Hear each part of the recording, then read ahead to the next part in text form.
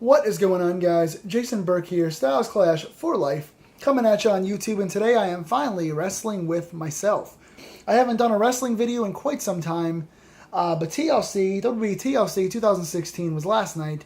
I wanted to get a predictions video done for this, but I had two birthday parties this weekend. I'm doing some stuff with the book that I wrote, my book sales and signings and stuff like that. Very busy week, so I'm sorry I did not get a predictions video in, but I did write down predictions that I made, and I did lose one match. I was 6 for 7 or something like that with matches, but I wanted to quickly go match by match and give you guys my full review and the outcome of what I thought of WWE TLC 2016. By and large, it was a very good show. It was probably in the top 5 pay-per-views this year. There are so many, it's hard to call. But this is up there with SmackDown's first pay-per-view they had of the brand split era.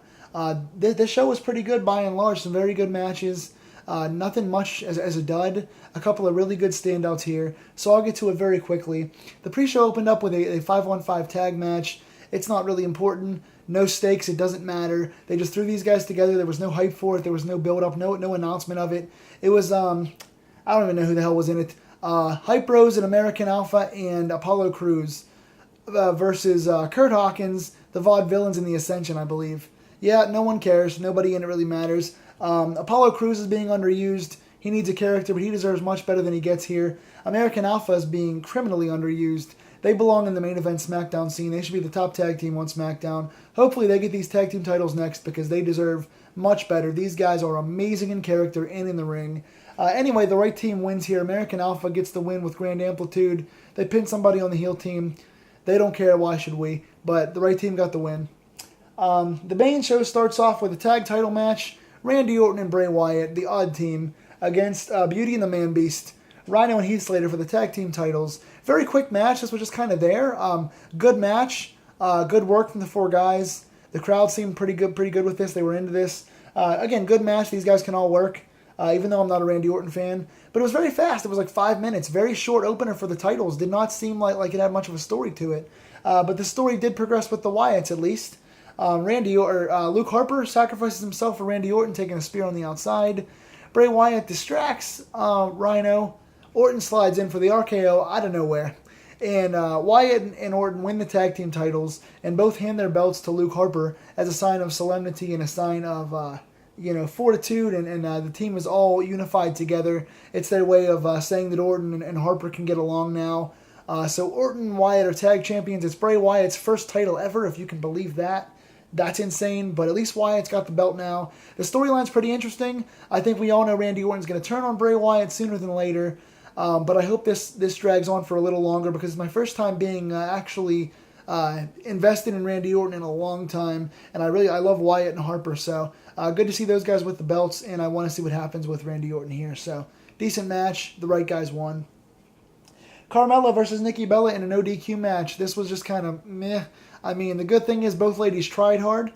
They did use some cool stuff. There was some cool kendo stick shots in this.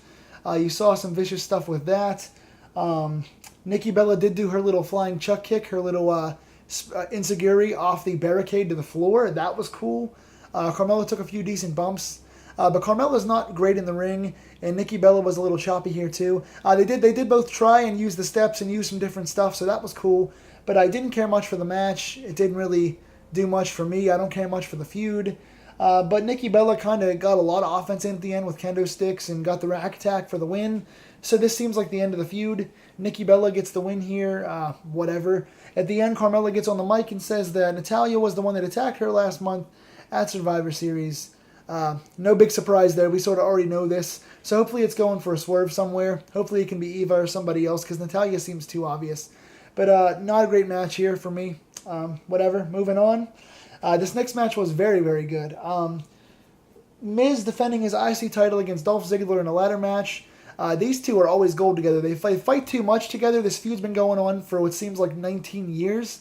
They fight like every single week on SmackDown, but every single time the match is either good or great. The match on pay-per-view last month when Ziggler won the belt was excellent. This match was just as good, if not better. Very good story told. Ziggler taking crazy bumps, using the ladder in very cool different ways. Miz trying to take out both of Ziggler's legs. You don't see a guy go for both of his opponent's legs usually. He was using the psychology that Ziggler couldn't climb the ladder. And then Ziggler eventually went after one of Miz's legs to make him unable to climb the ladder.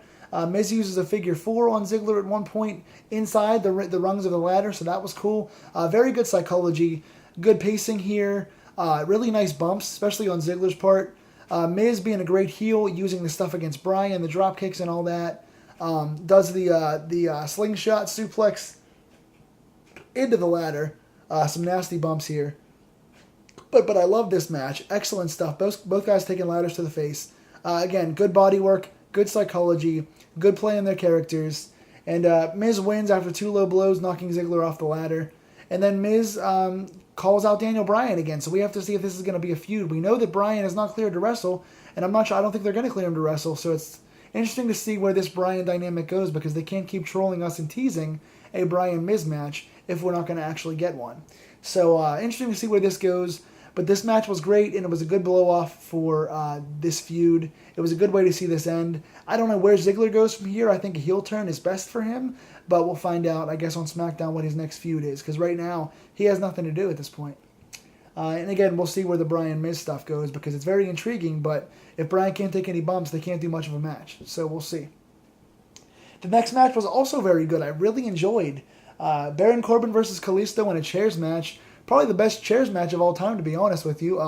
I really enjoyed this. I'm very intrigued with Corbin's heel charisma. I like what he's been doing as a character for the last few months. I'm really a fan of his push right now. And Kalisto, of course, is a very underrated guy that deserves a lot more. So this was a very fun match. Classic speed versus size, small man versus tall man. Corbin did a lot of good damage to Kalisto, and Kalisto is one of the best risk takers in the company right now. I can't recall a lot of the spots. I didn't write them down, but I should have. Kalisto always finds a way to do some really interesting, fun stuff.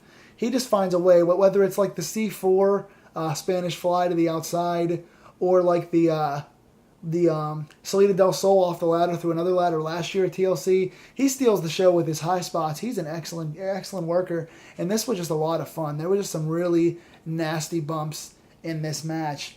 At one point, Kalisto was caught on a dive and given a deep 6 on the outside. Just some really good stuff. Kalisto goes for a dive off the ropes at the end. Corbin catches him with a nasty forearm clothesline with a chair in his hand right in Kalisto's face, and then hits the end of days through the pile of chairs to get the win. So the right guy won, but both guys came out of here looking very strong. Corbin's offense was very smooth. He looked like a killer in this match. Kalisto looked resilient. He showed off his high-flying ability. He got the crowd involved, and he kicked out of a lot of stuff, and he hung in there with Corbin. So both guys were made in this match. Good storytelling. Very well done. Best surprise of the entire show. I loved this. Then we had a match that I wasn't so keen on. Becky Lynch defending the women's title against Alexa Bliss in a tables match. I was really excited for this, but I think it being a tables match really hampered these two ladies. These two are much better than what they showed here. I just didn't like the chemistry. It looked really clunky. There was a lot of like mistimed spots, or like not botches necessarily, but just like slow setups, and kind of some of the stuff looked really weird. It was a lot of punching and kicking.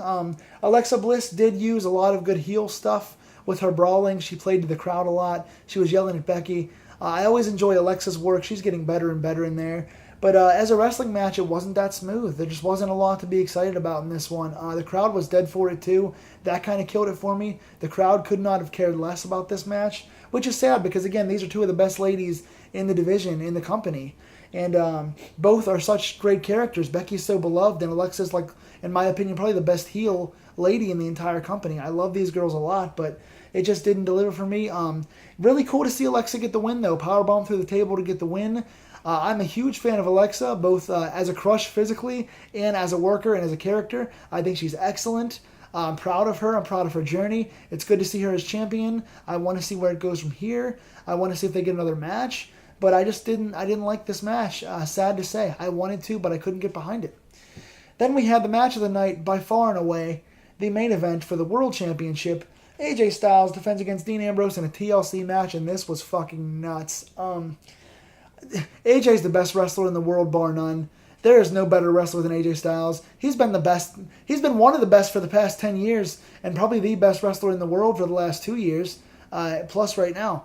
And again, Dean Ambrose, nothing away from him. He's awesome as well. The crowd was all over this. Crazy spots in this match. At one point, Dean Ambrose does like in a Chris Hero style suplex where he picks him up and drops him back first forward onto a pile of chairs. That was insane. Dean Ambrose putting a ladder on top of the announce table and climbing it for an elbow drop through another announce table. That was nuts. AJ Styles at one point doing the phenomenal forearm as a springboard, knocking Ambrose off the ladder. Styles doing a springboard 450 to the outside through a table. That was nuts. This whole match was just big spot, big spot, big spot. Good brawling, good intensity, good crowd reaction. Everything you could want from a main event. Styles is just so damn good. It's insane. And Dean Ambrose is right up there. He gets not enough credit. He gets left behind a lot in conversations because guys like Owens and Rollins and Styles are so good. But Dean Ambrose is very underrated as well. But again, this was match of the night. Distant match of the year candidate here. But the ending kind of ruined it for me a little bit.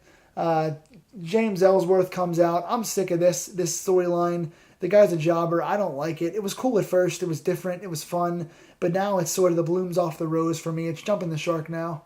I don't care for it. But Ellsworth comes out. Styles attacks him. Ambrose saves Ellsworth and then goes to climb the ladder. Ellsworth turns on Ambrose, pushes him off the ladder through 2 tables, implores Styles to go up the ladder and get the belt. Styles retains the title that way, gets the belt. And then I guess afterwards on Talking Smack, Ellsworth says that since he beat Styles 3 times now, he wanted the guy to win the match who he could beat because he has a match on Tuesday for the title. So I guess they're setting up for a Styles-Ellsworth match on Tuesday, and they're going to have Ambrose feud with Ellsworth now, I guess, for a while, which is a massive waste of Ambrose. I don't want to see that at all, personally. That's just stupid. So kind of a lame ending and an obvious ending and an obvious heel turn sort of a deal for Ellsworth. That kind of puts a small damper on a very, very good match. But overall, again, you had 3 very good matches. The ladder match for the IC belt, the chairs match, and the world title match were all very, very good. And even the matches that weren't so good, like the tables match and the no DQ match, even those were okay. So you had a few very good matches and a few okay matches, but very good overall show. So what did you guys think? What's your match of the night? What are your best spots of the night? What did you guys like and dislike? Tell me in the comments below. Until next time, guys. This has been Wrestling with Myself. I'm Jason Burke. I will see you guys real soon.